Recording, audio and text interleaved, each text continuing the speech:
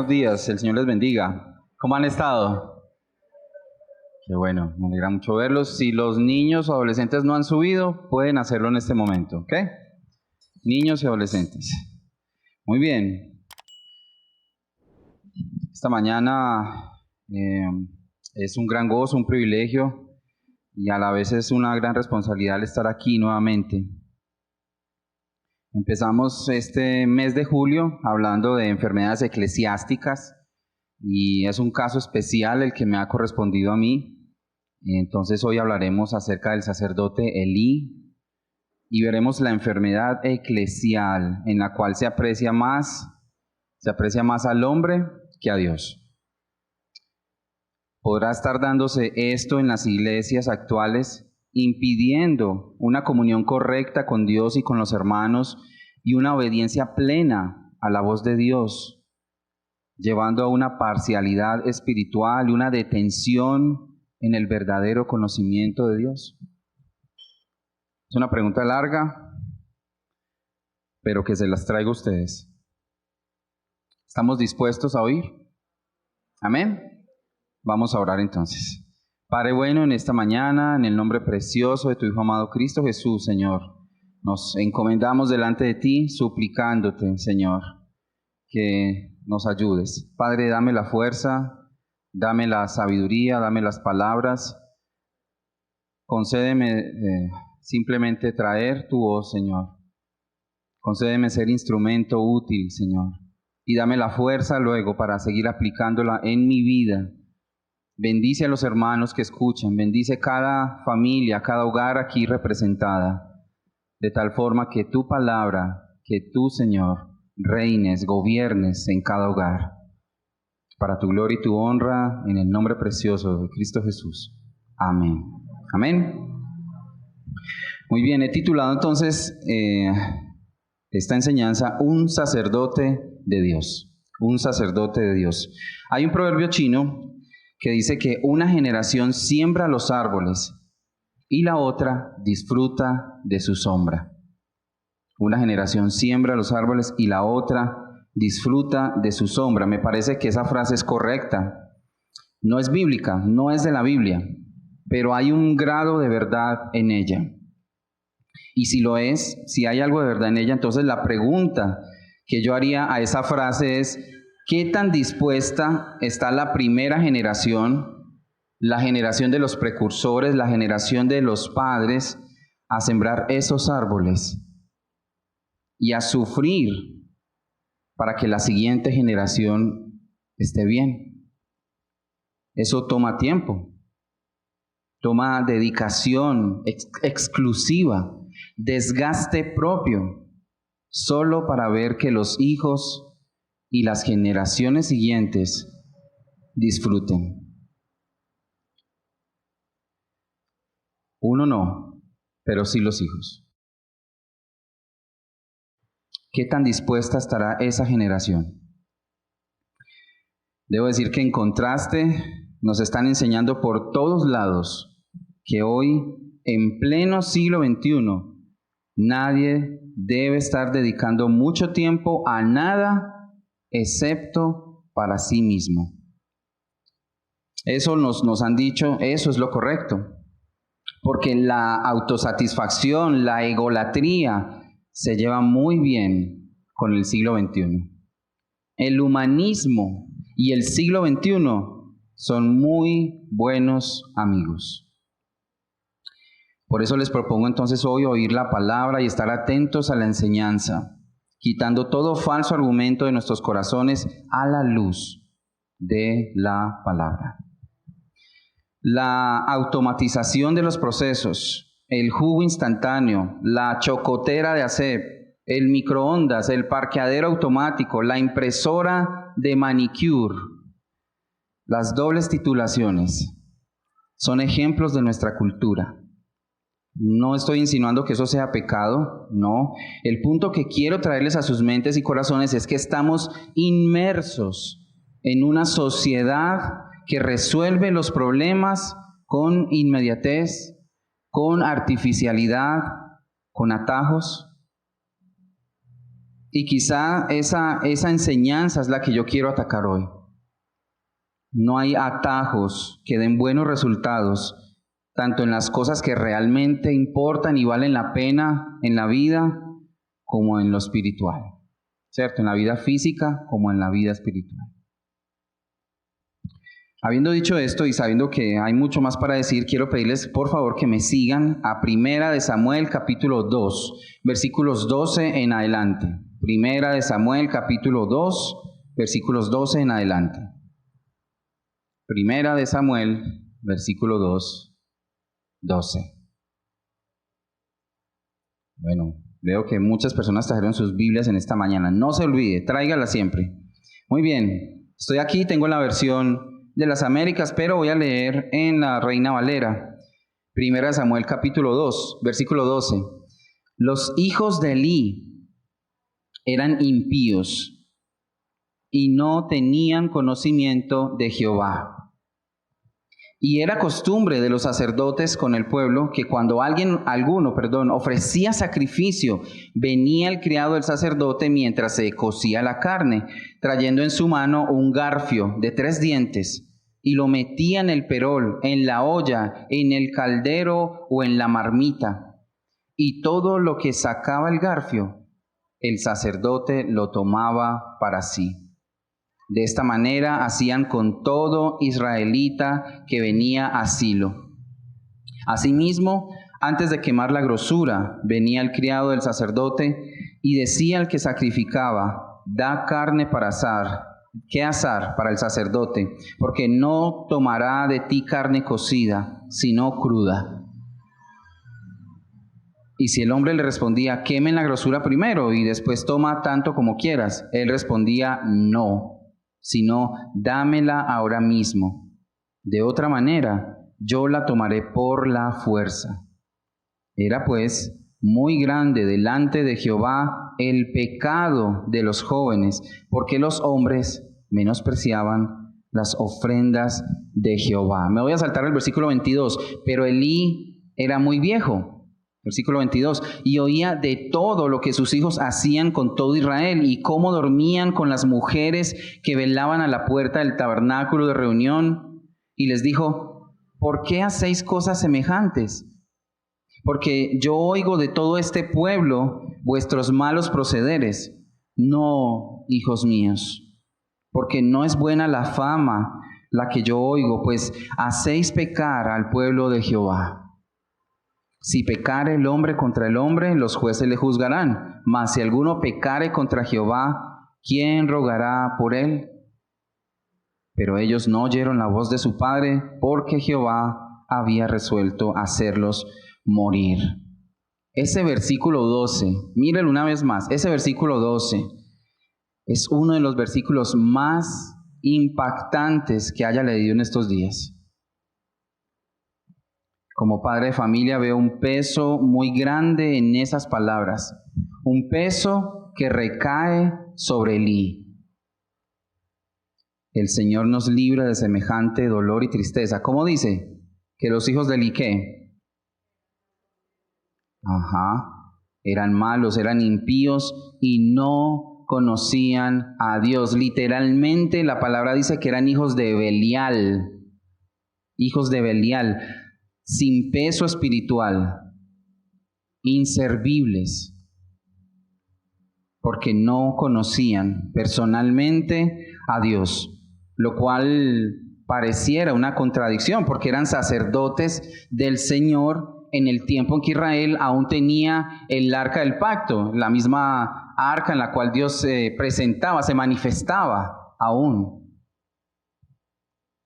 Estamos hablando que este era el tiempo de los jueces, el tiempo en que cada quien en Israel hacía lo que bien les parecía, ¿no? Sansón ya había muerto y no había un líder claro en Israel. Había caos en la sociedad y el pecado estaba empeorándola cada vez más y más. Y entonces este debía ser el momento de los sacerdotes. Esta era su oportunidad, era el momento en que ellos debían de guiar el pueblo hacia Dios. Pero la última esperanza, ¿cierto? Los que estaban presidiendo como sacerdotes, la última esperanza, los sacerdotes del Dios Todopoderoso eran viles, malos, hijos de Satanás, y no conocían a Dios. ¿Cómo es posible que Ofni y Fines, que eran los hijos de Eli, fueran así? ¿Cómo es posible eso? Bueno, la palabra es clara a esta pregunta. Aquí nos la dice, la acabamos de leer. Y no deberíamos preocuparnos en el punto de que por culpa de Eli no se salvaron. No, de Eli no dependía la salvación de ellos, tal como ni de usted ni de mí depende la salvación de nuestros hijos, por ejemplo. Eso solo le corresponde a Dios. Puede estar tranquilo cuando vea el versículo 25, ese que leímos allí, en el que dice que Dios ya había resuelto la muerte sobre estos dos hombres. Dios es justo y bueno, y a estos hombres les dio justicia, les dio lo que merecían. Versículo 17, menospreciaban las ofrendas de Jehová. Versículo 22, se acostaban con mujeres a la entrada del templo. Versículo 24, hacían pecar al pueblo. Eran hombres con un desprecio continuo por lo sagrado, desprecio por Dios mismo, sin desfachatez. Y lo hacían con orgullo. Lo portaban con orgullo.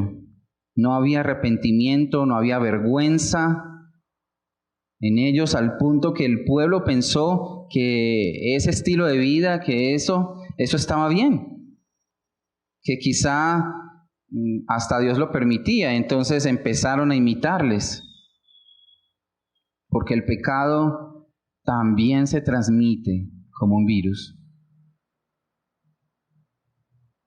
Entonces, no es el problema de la salvación personal el que está en este pasaje. Pero si no es el problema de la salvación, entonces ¿cuál es? ¿De qué estamos hablando aquí? Dije que el versículo 12 me impactaba como padre, porque se ve muy fácilmente un tema familiar aquí, ¿no? Y es que si de usted y de mí no depende la salvación de nuestros hijos, lo que sí depende es la enseñanza de Dios hacia ellos, acompañada de una enseñanza ejemplificada, demostrada en una vida realmente consagrada a Dios. Y me pregunto qué tanto demostró usted esa relación con Dios, su rendición, su consagración a Dios, al Dios que dice amar en este tiempo que estuvimos encerrados en casa. ¿Qué tanto ama usted al Señor? Ahí lo tuvo que haber demostrado. Debemos enseñarles a nuestros hijos acerca de Dios, llevarles a que lo conozcan a través de su palabra, a que sepan del amor y de la obediencia a Dios. Debemos demostrarles las bendiciones de ser un hijo y el castigo de no serlo, el cielo y el infierno. Ellos, nuestros hijos, no son cristianos solo porque son hijos de un cristiano o porque accedieron a venir a la iglesia y lo hacen desde niños. No, son criaturas de Dios a la espera de ser enseñadas con amor. ¿Y quién mejor que usted, papá y mamá, para hacerlo? Mi conversión al Señor, la mía se daría por allá a los 16, 17 años, aunque toda mi vida asistí a la iglesia. Todavía me acuerdo de las clases de escuelita dominical con mi profesora Anita, me acuerdo claramente, me acuerdo leyendo la Biblia en los devocionales familiares en la noche en la casa. Recuerdo incluso campamentos en donde me invitaron a recibir al Señor en el corazón, pero eso se puede llegar a hacer y seguir siendo un no creyente. ¿Es claro? Ofni y Fines conocían cosas de Dios. Tenían conocimiento de Dios, pero era externo. empezando que eran sacerdotes, sabían los ritos, las frases, los ademanes, y eso en parte habla de Elí, del padre, que quizás se tomó su tiempo en enseñarles, esto se hace así, asá, pero la Biblia es explícita en decir que Elí finalmente prefirió no corregirlos y los honró a ellos antes que a Dios, lo que significa que no pagó el precio de corregirles. Versículo 13. Y le mostraré, decía Dios, que yo juzgaré su casa para siempre por la iniquidad que él sabe, es decir, Elí sabe, decía Dios, porque sus hijos han blasfemado a Dios y él no los ha estorbado. Versículo 29, ¿por qué habéis hollado mis sacrificios y mis ofrendas que yo mandé ofrecer en el tabernáculo y has honrado a tus hijos más que a mí, engordándoos de lo principal de todas las ofrendas de mi pueblo Israel? Más claro no puede ser. Este pasaje dice que Elí era ya muy viejo. Esa era su condición, pero no se confunda, esa no es una excusa. En algún momento Elí fue joven, en algún momento tuvo fuerzas, tuvo energía, falló en algo, falló en su preferencia por ellos sobre Dios. Y eso lo llevó a cegarse. No tenía sabiduría. No tenía sabiduría. Este hombre, yo no sé si decir que era un desastre, no tengo suficiente información, pero miren esto, Elí juzgó a Ana, a la madre del profeta Samuel, ¿cierto? Como borracha. Ella estaba orando, ella estaba derramando su corazón ante Dios y él pensó, es una borracha. Pero a sus hijos, ¿cierto? Solo les habló. Todo el mundo, todos hablaban de ellos, de su comportamiento en la casa de Dios. Y solo les dijo, la gente está diciendo, la gente dice, era como si no tuviera discernimiento. El sacerdote, a la que estaba orando la juzgó y la juzgó mal, pero a los que estaban haciendo lo malo, no lo quería ver. No lo quiso afrontar, no lo quiso enfrentar. Hijos, la gente dice que ustedes se acuestan con mujeres en el templo. A ver, un momentico. Hay testigos, muchos, varios de ellos dicen lo mismo. Bueno, investiga por lo menos, Elí, hace algo. Blanco es, gallina lo pone, frito se come. Lo de Elí era más un tema de corazón, un tema espiritual. Había una preferencia en Elí y no era por Dios. Un amor principal en Elí y no era hacia Dios. ¿Cómo es eso que honró más a sus hijos? ¿Cómo es eso que no le estorbó? Les voy a dar un ejemplo desde la Biblia. Eso lo que significa que honró más a sus hijos y que no les estorbó. Proverbios 10:1. El hijo sabio alegra al padre.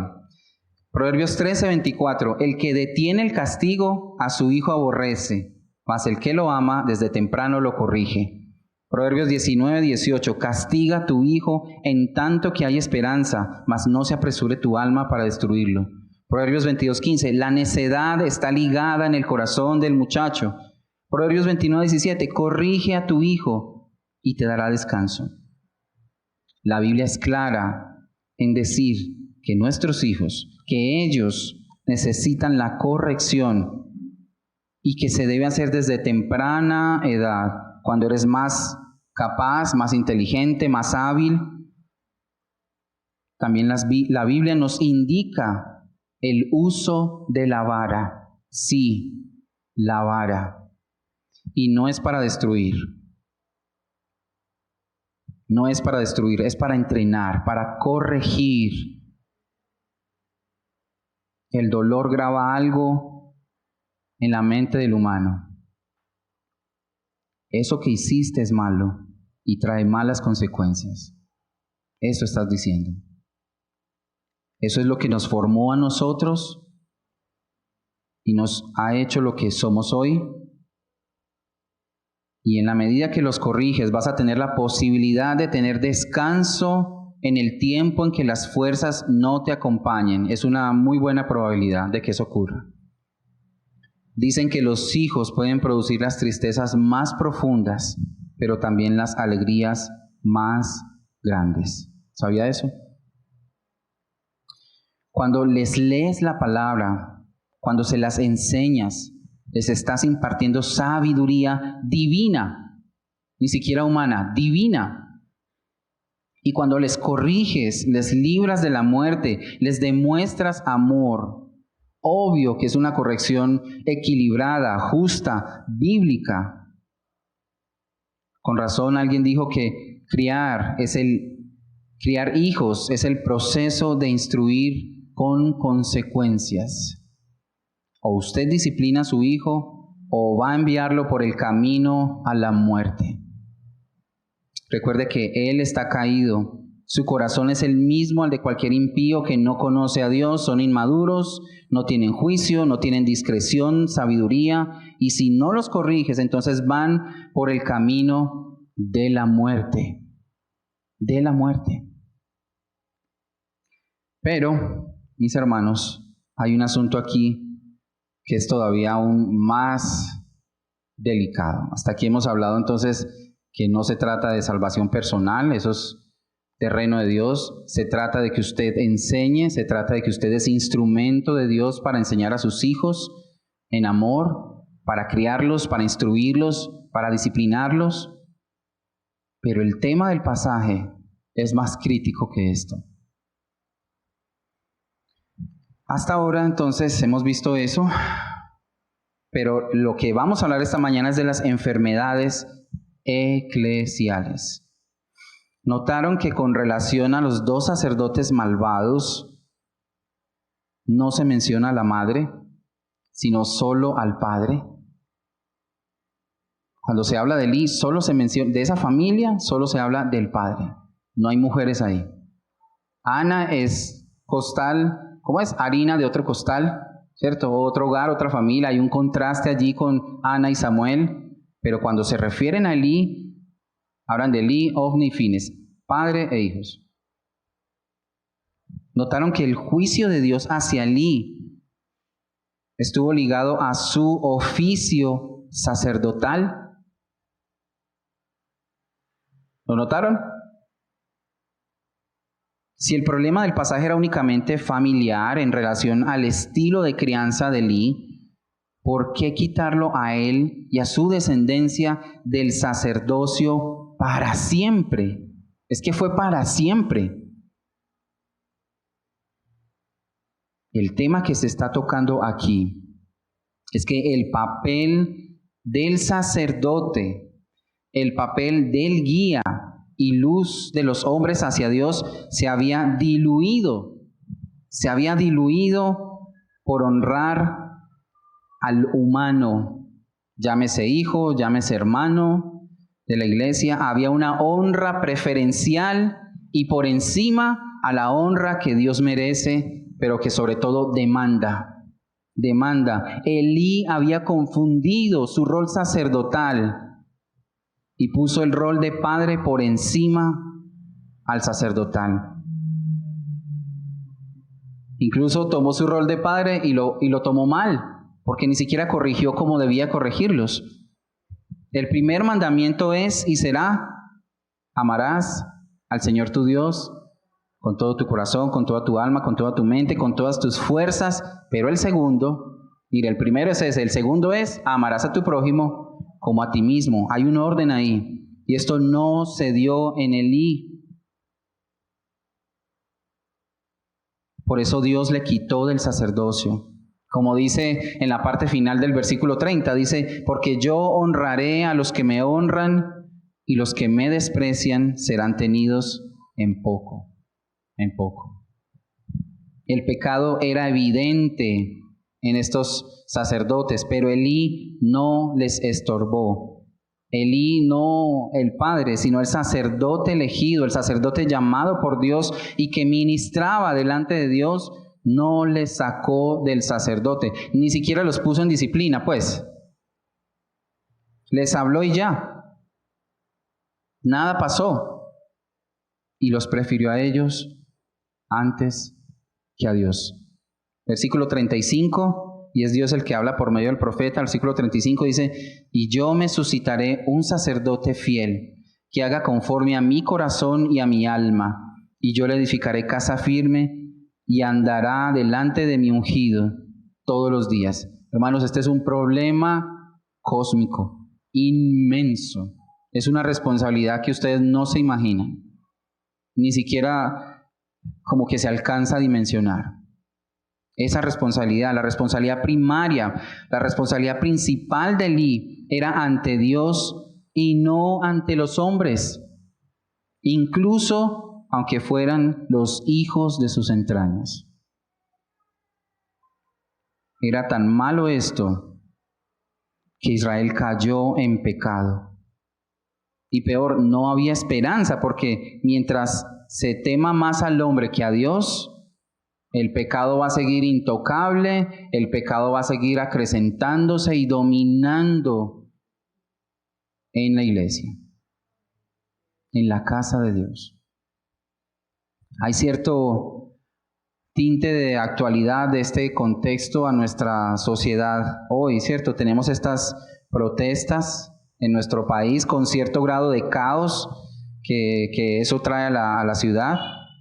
Y así estaba la sociedad del momento en Israel. Estamos similares aquí en Colombia, así, algo así. No al punto aún, gracias a Dios, del que cada quien hace lo que bien le parece, pero casi por esos lados. A rato se ve. Ustedes saben, ayer nada más en la tarde entraron estos encapuchados al barrio. ¿Se dieron cuenta? Seguidos de su humo lacrimógeno que nos llenó la casa, ahí donde estamos nosotros, nos llenó la casa de humo lacrimógeno por un momento. Hombres que atacan a las autoridades y que viven para hacer lo malo. Pero lo que realmente, hermanos, es problemático hoy y que se parece mucho a lo que estaban viviendo allí, lo que realmente es preocupante es que la luz de la sociedad, las personas que tienen la posibilidad de ser sal y luz en medio de la oscuridad y podredumbre, los que deberían ser guías, los que deberían estar denunciando esa maldad con firmeza, no están aptos para entender siquiera qué es lo que está mal. Y no están aptos porque no conocen la verdad. Y no conocen la verdad porque están siendo mal instruidos. Y están siendo mal instruidos porque muchos de los pastores y líderes no conocen siquiera a Dios. Y lo que enseñan es falsedad.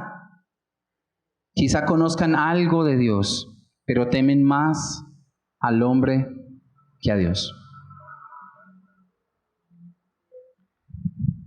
No sé si con esto me va a ganar problemas.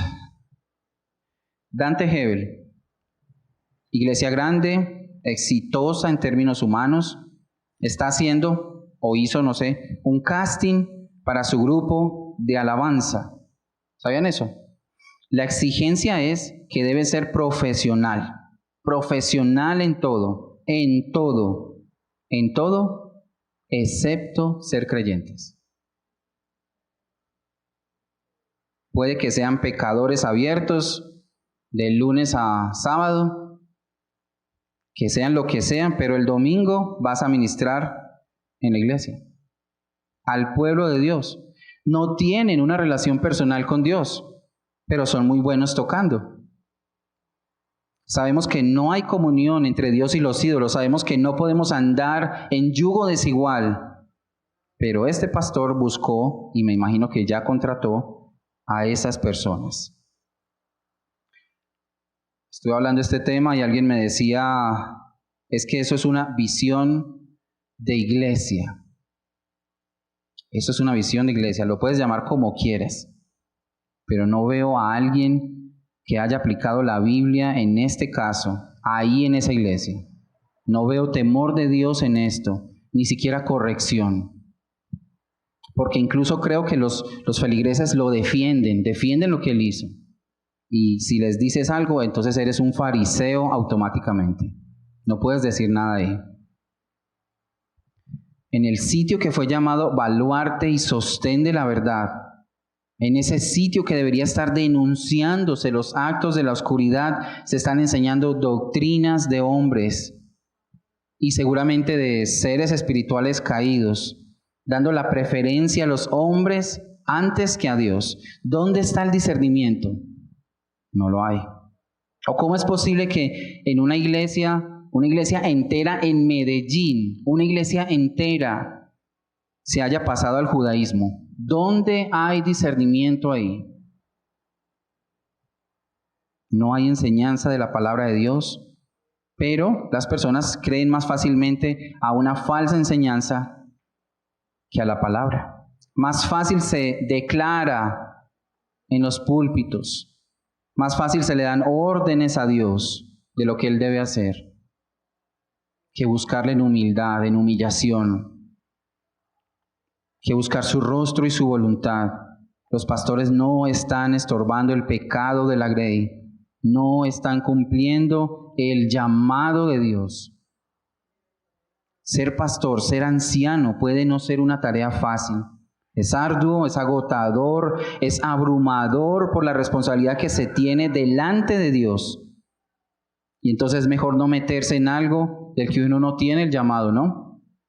Se debe pagar el precio. Se deben sembrar los árboles hoy para que el día de mañana haya sombra para esos hijos de Dios. Tal como un padre y una madre deben hacerlo en sus hogares, hay que pagar un precio hoy. Hoy. Me llama la atención de cómo Pablo intercedió ante Filemón por Onésimo, el esclavo. Pudo ser que Onésimo le haya robado algo mientras huía de Filemón. Filemón era cristiano. Pudo ser que Onésimo le hizo algún daño importante y sin embargo el papel del apóstol en calidad de pastor allí fue el de arreglar esa situación entre ellos dos. Metió la mano al fuego por Onésimo, el que había hecho el daño, delante de Filemón. Y le decía, si en algo te debe, ¿cierto? Si en algo te hizo daño, si en algo te debe, entonces ponlo a mi cuenta, Filemón. Tremendo el rol de un pastor.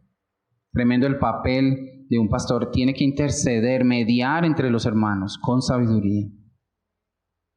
Hermanos, sus oraciones por el pastor, sus oraciones por los ancianos deben ser constantes, fervorosas e insistentes para que el Señor nos siga llenando de su misericordia, de su gracia, de sabiduría, pero sobre todo de su temor por la palabra, que nos dé carácter y que cada vez que tengamos que intervenir entre dos, sea con carácter, sin preferencias, como lo vimos en la carta a Santiago.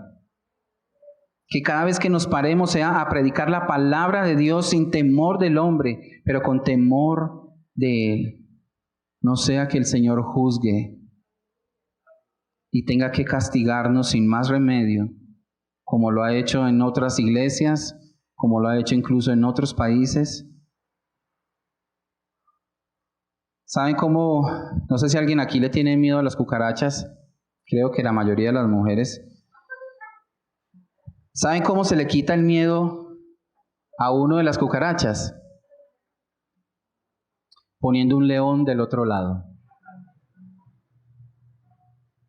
Dios es ese león.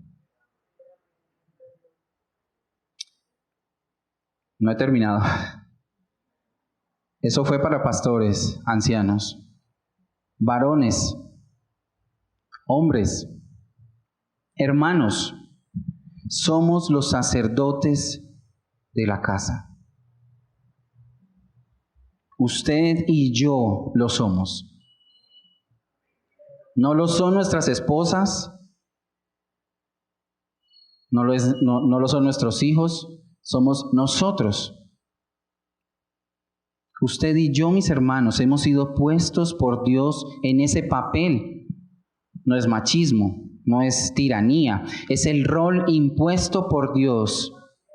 Y es impuesto en amor por Él y en amor por los suyos. Y no podemos confundirla, diluirla, esa responsabilidad y dejarla a un lado por todas las demás cosas. Ustedes saben, somos esposos, somos proveedores, somos cuidadores, somos administradores, empleados, pero sobre todo, varón, hombre, hermano, somos sacerdotes de la casa. Eso es lo que somos ante Dios en medio de nuestro hogar. Es un rol, es una responsabilidad. El mundo la hizo a un lado y dio la bienvenida al feminismo, y ustedes estamos hasta aquí del feminismo. Ustedes la ven en las películas, ustedes lo ven en la política, en los dirigentes, en líderes religiosos, y eso se entiende. Ese es el mundo, ¿no? Pero en los hogares de un cristiano, en la iglesia de Dios, yo veo cómo en la iglesia se llena cada vez más de mujeres. Se llena cada vez más de mujeres que de hombres. Cada reunión parece cada vez más como una reunión de damas que una reunión de la iglesia. ¿Dónde están? A veces nos piden a los hombres dirigir algo para la iglesia y preferimos hacernos a un lado, que sean ellas las que ministren, que sean ellas las que dirijan. Estamos detrás de las faldas de nuestras esposas, que sean ellas las que estén en todo asunto eclesial y tomen las riendas. Estamos cediendo nuestro rol y no lo vemos como algo malo. Hacemos reunión de hombres y venimos 5 personas. No puedo juzgar todo en general, no sé los casos particulares, pero eso es una muestra del interés, ¿cierto? Reunión de hombres, 5 personas. Vaya, mire la reunión de damas. No hay un atajo en el camino del Señor. No hay soluciones artificiales o automáticas para esto. Hay un precio que pagar, mis amados. Debes estar en la presencia del Señor cada mañana. Debes interceder por tu familia. Debes pedirle fuerza, debes pedirle sabiduría. Madruga, trasnocha si es necesario. Haz lo que sea necesario. Paga el precio de sembrar hoy en tu hogar. Eres el sacerdote de tu hogar. Incluso aunque otros sean los que disfruten mañana. Paga el precio hoy. Paga el precio hoy. 1 Corintios 6:13, con esto termino. Velad, estad firmes en la fe, portaos varonilmente y esforzaos. Amén. Vamos a orar. Padre bueno y celestial, en esta mañana, en el nombre precioso de tu Hijo Jesús, nos presentamos delante de ti, Señor. Estamos en medio de una sociedad que parece estar en caos. Las cosas están poniéndose al revés y las premian. Y lo que es recto, lo que es correcto, lo que es justo, lo que es bueno, a eso lo tildan de malo. A eso lo juzgan, a eso lo critican. Y el mundo lo está siguiendo. El mundo se está comiendo ese cuento, literal. Pero no tus hijos, Señor. No puede ser que eso ocurra en tus hijos. No puede ser que eso hoy ocurra en medio de aquellos que han recibido, Señor, de ti. Te suplico, Padre bueno, que tengas misericordia aún más sobre nosotros, que nos ayudes y guardes en esta iglesia. Te suplico por el pastor, te suplico por los ancianos, independiente de la persona que esté ahí. Te suplico que les des sabiduría, que les guardes, que les des carácter, que les ayudes a tomar su papel, a que te teman a ti antes que al hombre.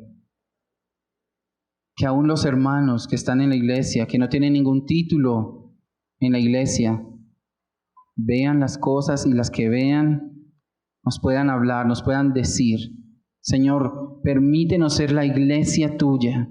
Ayúdanos en esto, bendícenos en esto, Señor, en que te honremos a ti por encima de todas las cosas y con todo nuestro corazón. Pero que el pecado, que lo que no está bien, sea denunciado y hecho a un lado, Señor. Si no, esto es una farsa. Si no, esto no es la iglesia de Dios. Ten misericordia de nosotros. Señor, yo no sé si aquí hay madres, cabezas de hogar, madres que están sufriendo hoy la falta de ese líder, de ese hombre en casa, aunque lo tienen ahí al lado, el hijo de mami. Un hijo más en vez de ser el varón de la casa. Oro, Señor, por estas mujeres, suplicándote que les des, Señor, sabiduría en saber lo que deben hacer, que les des la fuerza, Señor, que ellas puedan también interceder ante ti por ellos, por sus hijos. Ayúdales, Señor. Y oro ante ti por los hombres de casa. Señor, ayúdanos, perdónanos si hemos diluido nuestro papel, si hemos preferido enredarnos en otras cosas y invertir nuestro tiempo en cosas que finalmente no trascienden. Ayúdanos a retomar nuestro papel, a hacerlo en amor, a hacerlo con pasión, a hacerlo para ti, a hacerlo para nuestra bendición. Ayúdanos, Señor. Gracias. Oro ante ti en el nombre precioso de Cristo Jesús. Amén y amén. Entró una